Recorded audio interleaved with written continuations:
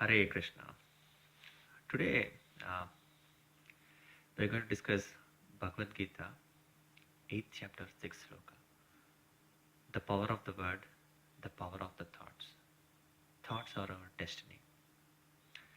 I beg you to make a reading habit every day. The 4 greatest books I know of in the world are Srimad Bhagavatam, Srimad Bhagavad Gita, Autobiography of Yogi, and Journey Home by His Holiness Radhanath Swami. Autobiography of Yogi was written by Paramahamsa Yogananda. So Paramahamsa Yogananda ji makes an interesting point in the first chapter, the second chapter of the book. He and sister, kids, he and sister were, debating, altercating, fighting, whatever you want to call it. And his sister Uma had some small boil, and she is applying some ointment on the hand. Then Paramahamsa Yogananda ji also started applying that ointment on his hand.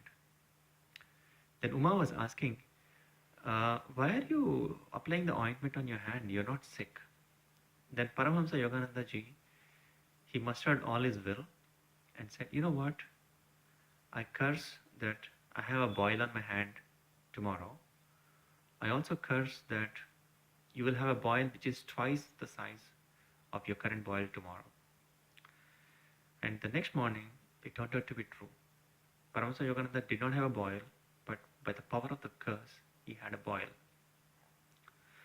And that boil actually had to be surgically removed.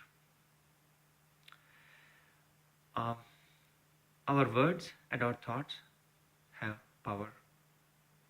Once I cursed a light bulb, and the light bulb went away. I was angry. I said, you know what?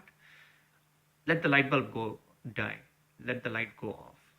And the incandescent bulb died. I'm sure this happened to you also. Please watch the power of your thoughts, the power of your words. And this is the point which Lord Krishna makes in Bhagavad Gita, 8th chapter, 6th sloka. Yam yam vapi smaran bhavam chadyeti ante kalevaram tam saiva eti konteya sada tad bhava pavitaha. Whatever thoughts you have, they will carry your soul to that situation. Actually, Krishna is talking in a transcendental sense about reincarnation. Whatever you think of at the end of your birth, you get in the next life, and all these things. Like that happened with Jadabharata. He was thinking of a deer, and he died, and he became a deer in the next life. But in a practical day-to-day life, thoughts are our destiny. That is what Krishna is saying in 8th chapter, 6th sloka. Unfortunately, we don't quite understand this in today's civilization, that thoughts are our destiny, because we are into too much of taking mind-numbing substances, alcohol, smoking, actually even coffee sometimes, and we do so much harm to other plants, other animals, that our thoughts are kind of very, very confused. But if you can refine your thoughts by chanting mantras, the names of God, I chant Hare Krishna, Krishna Krishna, Hare Hare, Hare Rama, Rama Rama, Hare. I actually chant 25,000 names of God every day. I chant a few chapters of Bhagavad Gita every day.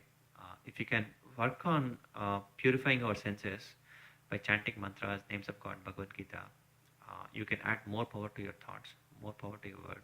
You can actually conquer the whole world. Arjuna was down. He listened to Krishna. He went on to win the war. I use Bhagavad Gita as it is, by Srila Prabhupada. Please read the book. It's very, very, very wonderful motivational manual.